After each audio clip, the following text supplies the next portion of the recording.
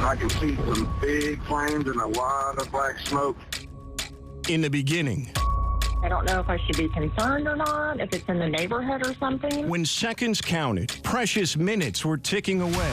We are still waiting on the chemical plant to give us some better information. It is a nasty chemical, but that is all we know.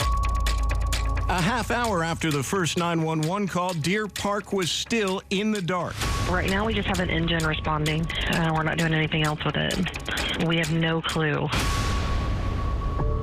A full day later, the public still did not have a clue. 27 hours in and still the basic question, what is on fire? Gasoline? They're all gasoline components.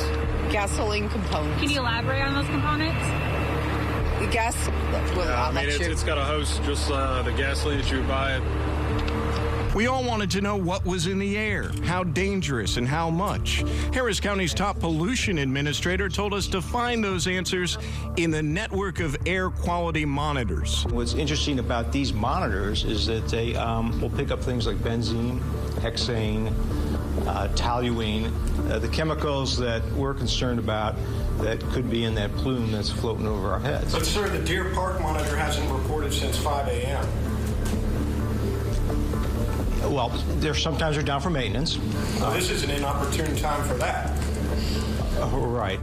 Our government has since done a better job. Portable, functioning air quality monitors now report conditions in one easily accessible place. But it's the company that caused the catastrophe, Intercontinental Terminals Company, that we're also being asked now to trust to fix this. ITC cares. We care a lot. We have been good stewards. We've been good neighbors. Those good neighbors last week kept the results of air quality testing they'd obtained a secret for hours. They didn't even share the data with the county's top administrators for their very first press conference. How can you make any sort of call that everything's A-OK when you have not seen that data yourself? Right now, we're collecting the data. It changes, right? It's a fluid situation.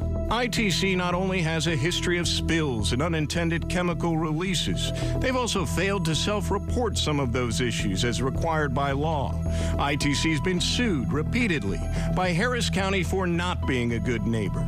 Now, in this incident, they're being sued by the Texas Attorney General for clean air violations. But clean air may not be our biggest problem. I can tell you that the mass of product is contained within Tucker's Bayou, and we're working on that area. Miles of the ship channel, one of the most important waterways in the world for commerce, are still coated with ITC's toxins. When it comes right down to it, the full effect of this catastrophe is hardly more clear now than it was in those first critical minutes. I've tried reaching out to the plant manager and to their emergency response guy, but neither one of them are answering.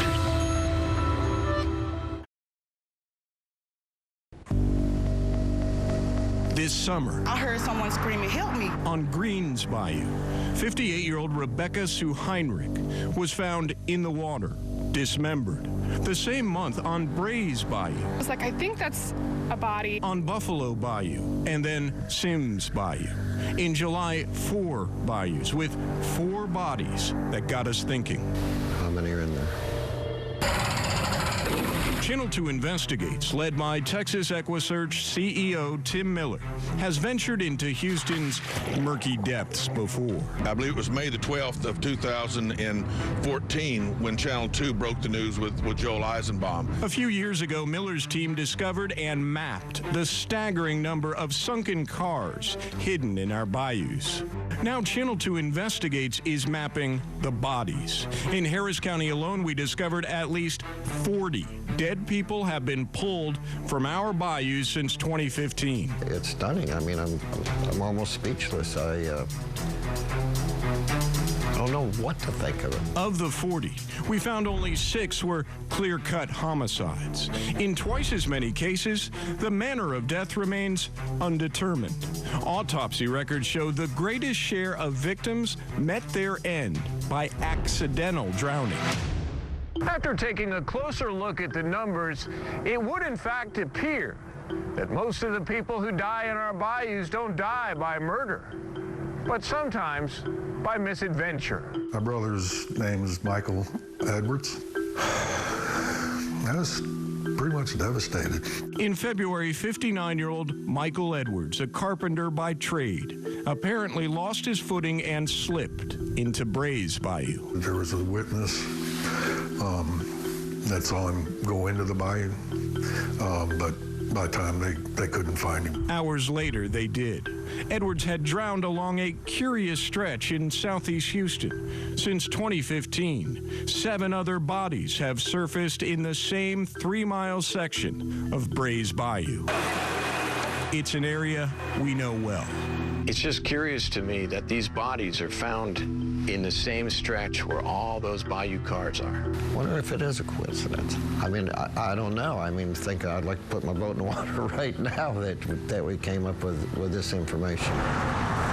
With the busy Gulf Freeway on one end, where 40-year-old Douglas Mills was stabbed and dumped in April, this area is well-traveled, with easy access for most.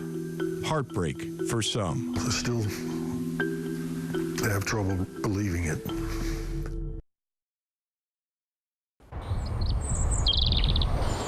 In some of Houston's most pristine places,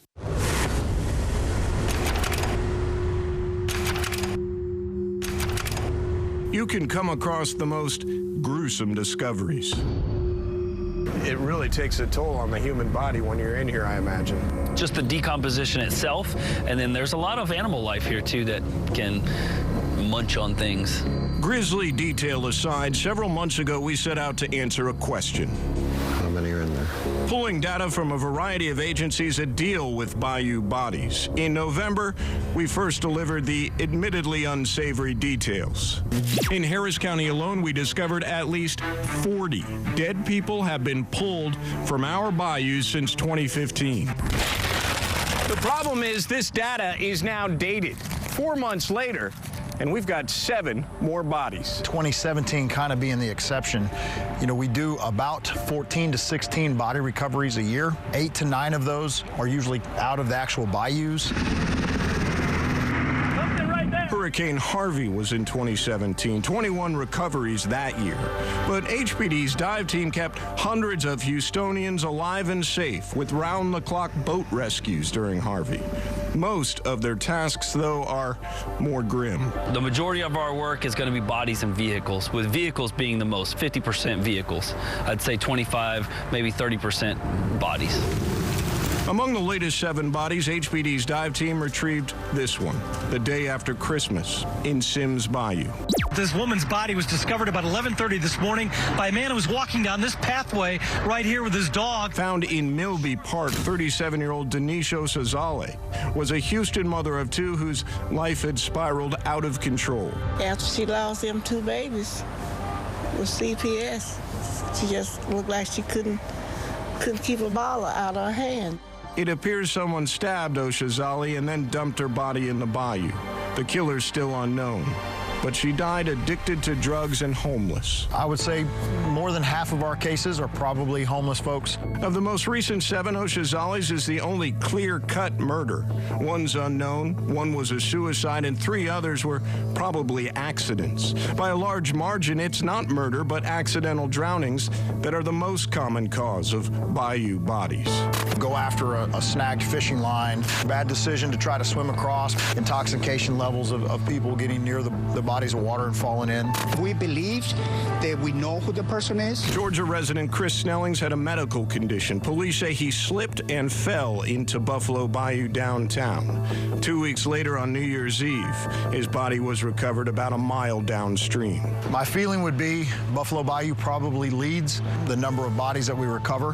Buffalo Bayou is central, running right through downtown with other waterways flowing into it. 3 of the most recent 7 bayou bodies came out of Buffalo Bayou. Simply put, walls work and walls save lives. America is made stronger by the presence of immigrants, not walls. The federal government still has not fulfilled its responsibility. For many, the Texas border is a political debate viewed through a barrage of news coverage. For many along the banks of the Rio Grande in Hidalgo County, the border is deeply personal. How important is this area? This is our family's legacy. This is our family's heart and soul. And as construction crews move into the area this week, questions linger about the border wall's impact. I wanted just to hear what is really going to happen. Before the government shutdown, Galveston-based Sullivan Land Services, or SLS, won a pair of contracts worth a combined $312 million to build levee walls in Hidalgo County. Construction is expected to start this month on concrete walls with steel bollards on top, similar to this picture. One 6-mile stretch begins south of Mission and cuts through the National Butterfly Center. The land runs to the banks of the Rio Grande, and center officials have been unsuccessful in stopping planned construction. 5 segments of another nearly 8-mile stretch of wall will run south of Donna, Weslaco, and Mercedes. In between these projects, it has a history to it, is the Eli Jackson Cemetery and Jackson Ranch Church. Both are designated historical sites by the state of Texas because they were established in the late 1800s by one of the earliest ranching families in the area. This is my great-grandfather, Federico Jackson. He was born back in 1893. Descendants of the Jackson family are worried border wall construction along the levee behind the church and cemetery will displace graves. The Texas Historical Commission even cautioned the federal government to be mindful of these and other historical spots. It's a sacred place for us. That should mean something. People living here say they've gotten no specific answers from the federal government as to what will happen if a wall is built here. Customs and Border Protection told Channel 2 Investigates the cemeteries in question are not located within the levee wall project footprints, which are targeted to begin construction in February. That doesn't mean that we're not going to be affected sooner or later. When we asked about future construction plans beyond February, we got no comment. That's the thing, we just don't know. We just don't know we're going to be affected. The concerns come from this Customs and Border Protection map showing a proposed wall in fact going through the area. It's about taking care of our ancestors that are buried here. Tribal chairman for the Carrizo Comecrudo tribe of Texas, Juan Mancias, says the area is vital to Native American culture. He worries because the Department of Homeland Security has secured waivers for a host of environmental endangered species and preservation laws to move construction forward on portions of the wall. This land is sacred to us. Federal officials say they respect these concerns, but a fence is vital. They say more people are caught illegally crossing the border here than any other spot along the southwest border. More than 162,000 people last year, along with thousands of pounds of drugs.